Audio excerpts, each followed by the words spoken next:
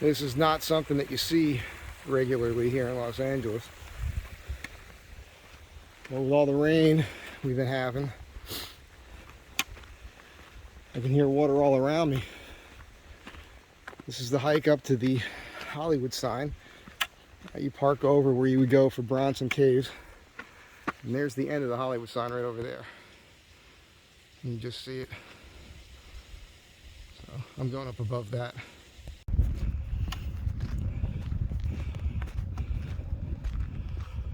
Whew. Yeah, you'll hear me breathing because I'm old. My cardio's for shit. Sure is pretty though. All right, had to take my shirt off. I just came up the first section, which is pretty hard. I mean, if you haven't done it, then this section here levels out. You make a, once you come up this hill over here, you make a left. You'll see that sign. This here section flattens out, and when I'm fit and doing this, I usually run this. Then you'll get to a paved road. That'll take you up the Hollywood sign. You get to the paved road, you make a right.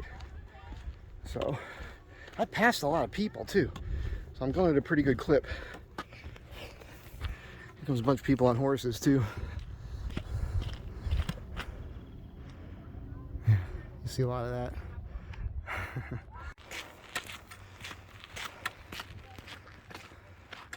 Right here, I got some grief for telling this story once because people didn't believe me, but of course it's all overgrown now. I don't know, 10 years ago, 15 years ago, I hiked up to the sign. I was coming down the road. There's a chain link fence up here. Let's see here. Can't zoom. Right there. Fence didn't used to be there. And we were coming down, me and a friend, and we had gotten ourselves in a good mood. And as we walked by, we heard a faint cry for help. Help! Help! And right up here was a dude clinging. And there was nothing here other than loose rocks and gravel. And he was scared shitless. I say it that way because he was Irish. He had no business being there. He was wearing low-cut Pumas, untucked. He had walked by and he said, I'll do this, and his friends were supposed to meet him. He got stuck there. And the gal I was with was like, let's call for help. I said, look, I'm not gonna wait here for help. So I hiked down to him, got underneath him, gained his confidence. You know, I told him I was in the service and everything, and you know, I'll get you out of this. It made him feel comfortable. And told him to put his hands and feet everywhere he sees me do mine. And I got him down. He gave me a great big hug and thanked me for saving his life. It wasn't really that serious, I didn't think. But yeah, true story. I told that in a comment on YouTube years ago, and to this day, every once in a while, I still get some idiot tell me I'm lying, which is bizarre. I don't know why I'd make up a story like that. So anyhow, over there is the observatory, top of it. See the dome right there. Downtown is over there in the haze. So we're about to hit the third portion of this hike, the paved road, and then it's all straight up to the sign. All right, so here's the paved section. You're gonna make a right and take this on up. It is raining. Your eyes don't deceive you. This section here bends around, it comes up here. This is a very steep incline here. And then when you walk around that section, there's another steep incline going up here. And that's kind of rough. But after that, it's just a pretty steady incline. It's not the end of the world. You can do it. I'm on my way up, but if I was to split here, you can take a ridge over to that peak. I've told stories about this before, and behind that water tower. Down there is Forest Lawn and Burbank. Yeah, Vertigo Mountains over there. Yeah. I'm sucking wind. Oh. Broadwingers are holding up fine. No hot spots, very stoked. Yeah.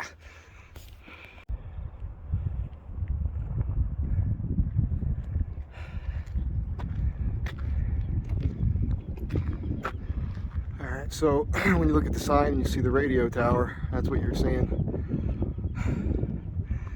And I just realized on the way up here, that's the back of the sign. It's 30 years I've been walking up here. That's got to be, I mean, even if you did it just 10 times a year, that'd be 300 walks up here. I probably walked up here 300 times, at least in 30 years. And I've taken a lot of people up here.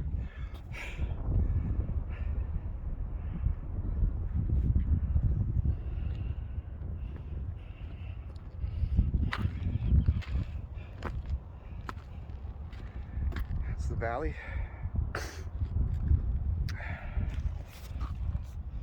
And the Broadwingers, man, no problems whatsoever. I actually left them loosely tied with a relatively thin sock. No hot spots.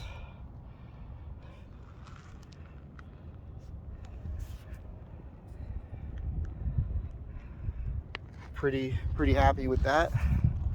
Oops, sorry about the hand. Of course, got the old hiking staff there. And did the whole hike without drinking any water, so I'm about to do that now and then put my shirt back on and head on down.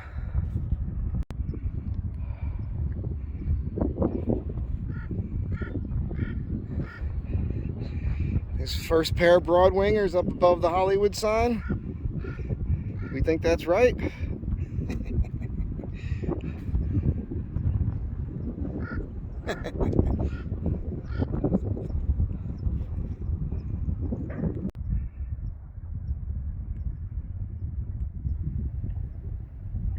He's landed right next to me. I mean, he's like, look at him. He's a little scared, a little timid, but he did land 10 feet from me. That's a raven. He doesn't know what to make of me.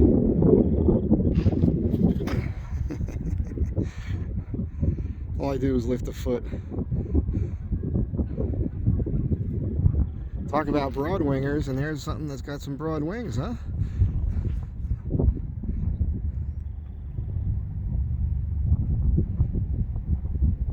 Incredible.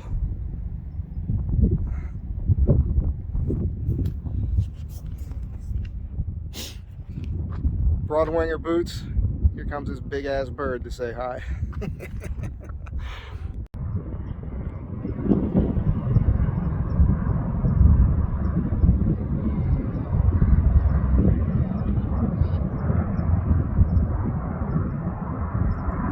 A lot of these military things flying around Los Angeles lately. Sorry for the camera movement. Yeah, alright, so I'm gonna take some rocks out of my boots. Those are ospreys or harriers. Hard to say for me, it's too foggy. Anyhow, that's it for now. I mean, I might show you something on the way down, but I doubt it. Yeah, I've been doing this hike a long time, and it's actually been over a year since I've done it. But I feel great, and these Broadwingers were no joke, no problems. I'm very happy, and I know the quality of the video has been a little funny lately, and I've noticed in the last couple of videos I've added the vertical in there, and I'm not supposed to. That was meant for a short, but then when I'm editing and I'm just putting clips together on the phone, sometimes I put that in by mistake because I can't tell in the thumbnail, so I apologize as per usual. I also want to point out that down here, this reservoir, the Hollywood Reservoir, that's where they filmed a lot of the scenes for Andy Griffith whenever they were fishing, all that. And then right here, right there, see that tower? That was Bugsy Siegel's house, and back in the 90s when I first started hiking up here, that's where Madonna lived. These things are loud, huh? I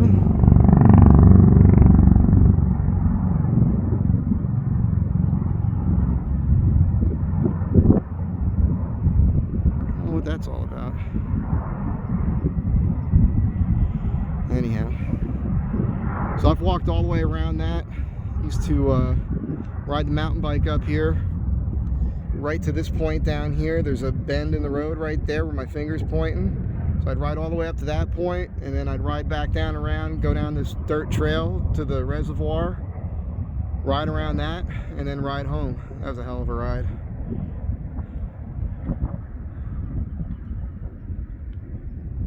That's the observatory.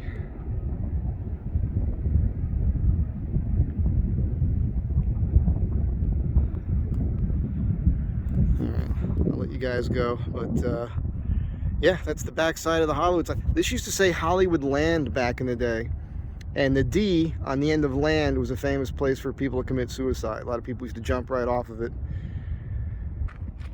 Fun stuff. Little trivia for you. All right, that's it. Once again, I'll catch you guys on the next one. Thanks for being here. Be good to one another. Get out there, exercise, get that heart rate up, get the blood pumping, work up a sweat. It's good for you. It's good for you.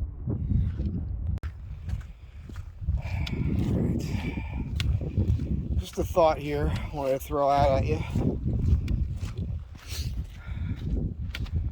Look, handmade shoes are not inexpensive, and I've had a few people, balk at, $900 or $1,000. I think I've addressed this in another video, but I just want to say, I love these shoes. I love them. Like, I'm able to think about in my mind spreading my toes out. And it's funny because when I do it as I'm hiking, I notice that my hand will do that too, as I'm trying to think about my toes doing it. And I've never been able to do that in a pair of hiking boots before. I love it. It's amazing. And so I don't know how long I've been wearing these. I think it's coming up on a month. But the other night, for the first time since 2011, I was able to yank on my toe and make that big joint, that first metatarsal joint, pop. That's how long it's been. 12, 13 years. I'm extremely happy about it. And here's the thing, right? These things are bison. They're made out of bison. They're very thick. I'm going to take care of them like I do all my stuff. I use my stuff. I beat on my stuff, but I take care of my stuff. And I will have these for the rest of my life. And they're resolable. It's worth the money. You get a pair of shoes that are made specifically for you, for your feet. I'm going to have another pair made that are going to have a layer of that foam material for the cushion and a Vibram sole, and they're going to be more of a work boot, mainly for the concrete, but I suspect I'll be hiking in those too. I'm so happy. Like, I don't feel any fatigue right now. My foot hurts. I've got pain in that right foot, which has been there for over a decade, as you guys know. Get a view here for you. And I just ignore that. But I have plenty of energy right now. I feel great. And you have to remember, I'm not a young man. I've hiked down this before, actually.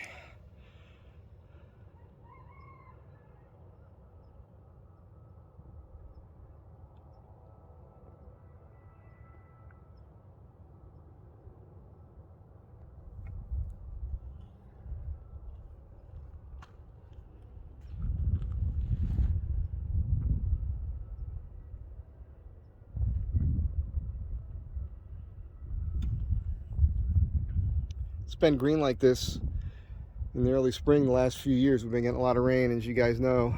A lot of rain this year for sure. Anyhow,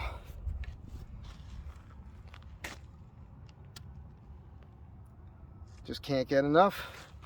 I'm just very, very happy. I mean, if you guys aren't super active, you don't know. If you haven't any foot problems, you don't know. But to have a pair of tough shoes that you can do this in,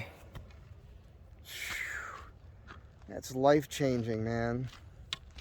I mean, I've been buying hiking boots, wearing them out, beating them down, tearing them up, and injuring myself with them for decades. Chris Lehman, I just thank God, the universe, whatever, that I stumbled upon this guy. And I don't know. Do I look happy? I'm very happy. All right, I'll let you guys go.